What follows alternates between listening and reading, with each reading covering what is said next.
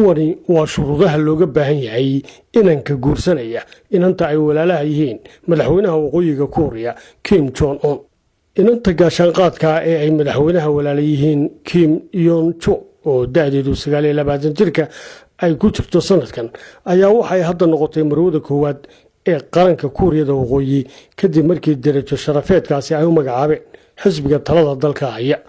iyadoo walaalkeeda madaxweynaha ah oo ka daaweynay uu la raadinayo inankii ay guursan lahayd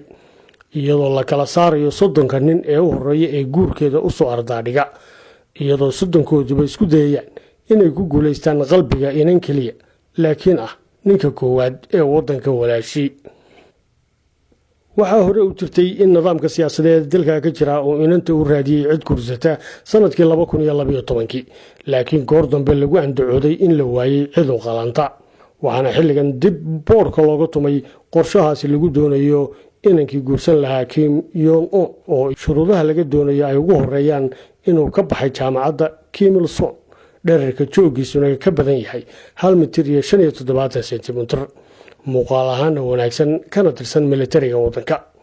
sarkaal ciidanka Kuuriyada waqooyi ka mid ahaan jiray oo soo baxsaday dhanka Kuuriyada koonfureed ayaa ka sheekeeyay inantaasi waxaana ku tilmaamay inay tahay inan caadifi oo laga yaabo inay shuruudaha guurkeeda hor dhigto shuruudo adag. xogta meesha ku jirta ee ay tahay in daaha laga qaadana waa in dadka oo siyaasadda darteed u laayay Kim Jong Un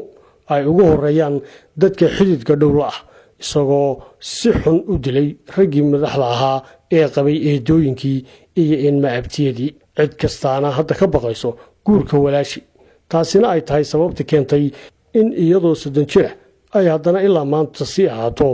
inan timatidaan.